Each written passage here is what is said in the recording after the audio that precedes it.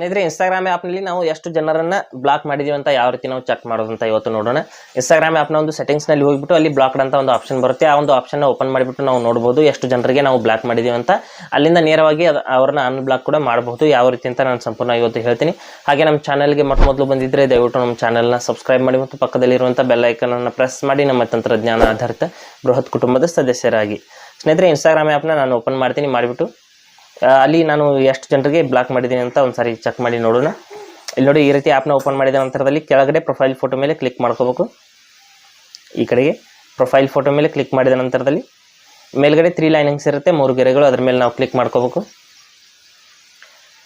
Click ಮಾಡಿದ ನಂತರದಲ್ಲಿ ಇಲ್ಲಿ ನೋಡಿ ಕ್ಲಿಕ್ ಮಾಡ್ಕೋತೀನಿ.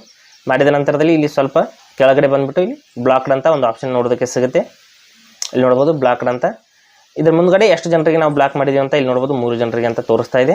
ಆ ಒಂದು ಬ್ಲಾಕ್ಡ್ ಅಂತ ಎಷ್ಟು ಜನರಿಗೆ ಅಂತ ಇಲ್ಲಿ ನೇರವಾಗಿ ತೋರಿಸುತ್ತೆ. ಇದ್ರ ಮೇಲೆ ಕ್ಲಿಕ್ ಮಾಡಿಬಿಟ್ಟು ನಾವು ಓಪನ್ ಮಾಡ್ಕೋಬೋದು. ಮಾಡಿಬಿಟ್ಟು ಯಾರ್ಯಾರನ್ನ ನಾವು ಬ್ಲಾಕ್ ಮಾಡಿದ್ದೀವಿ ಅಂತ ನೋಡ್ಕೋಬೋದು.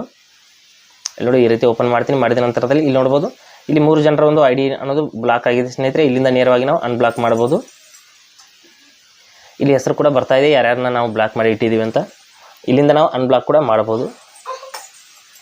ನೋಡಿ, ಇಲ್ಲಿ ಅನ್ಬ್ಲಾಕ್ ಅಂತ ಕ್ಲಿಕ್ ಮಾಡಿದ ನಂತರದಲ್ಲಿ ಇಲ್ಲಿ ನೇರವಾಗಿ ಅನ್ಬ್ಲಾಕ್ ಆಗುತ್ತೆ. ಇಲ್ಲಿ ನೋಡಿ, ಅನ್ಬ್ಲಾಕ್ ಅಂತ ಕ್ಲಿಕ್ ಮಾಡಿಬಿಟ್ಟು ಇಲ್ಲಿ ಮತ್ತೆ ಅನ್ಬ್ಲಾಕ್ ಅಂತ ಕ್ಲಿಕ್ ಮಾಡ್ಕೋಬೇಕು. ಮಾಡಿದ ನಂತರದಲ್ಲಿ ಇಲ್ಲಿ ನೋಡ್ಬೋದು ಒಂದೊಂದಾಗಿ 3 ಅಕೌಂಟನ್ನು ನಾನು ಅನ್ಬ್ಲಾಕ್ ಮಾಡ್ತೀನಿ. ನೋಡಿ, ಮತ್ತೆ ಅನ್ಬ್ಲಾಕ್ ಮಾಡ್ತೀನಿ. ಈ ರೀತಿ ನಾವು ಬ್ಲಾಕ್ ಮಾಡಿರುವಂಥ ಅಕೌಂಟ್ಗಳನ್ನ ಮತ್ತೆ ಅನ್ಬ್ಲಾಕ್ ಮಾಡ್ಕೋಬಹುದು. ಹಾಗೆ ಸ್ನೇಹಿತರೆ, ಕೊಟ್ಟಿರೋ ಮಾಹಿತಿ ಸಂಪೂರ್ಣ ಮತ್ತು ನಿರೂಪಣೆ ಮಾಡಿದ ಶೈಲಿ ಉತ್ತಮ ಅಂತ ಅನಿಸಿದರೆ ವಿಡಿಯೋನ ಲೈಕ್ ಮಾಡಿ ಮತ್ತು ನಿಮ್ಮ ಸ್ನೇಹಿತರಿಗೂ ಕೂಡ ಶೇರ್ ಮಾಡಿ. ಹಾಗೆ ಇದ್ರ ಬಗ್ಗೆ ಸಮಸ್ಯೆಗಳು ಡೌಟ್ಗಳಿದ್ರೆ ಕಮೆಂಟಲ್ಲಿ ಅವಶ್ಯವಾಗಿ ತಿಳಿಸಿ.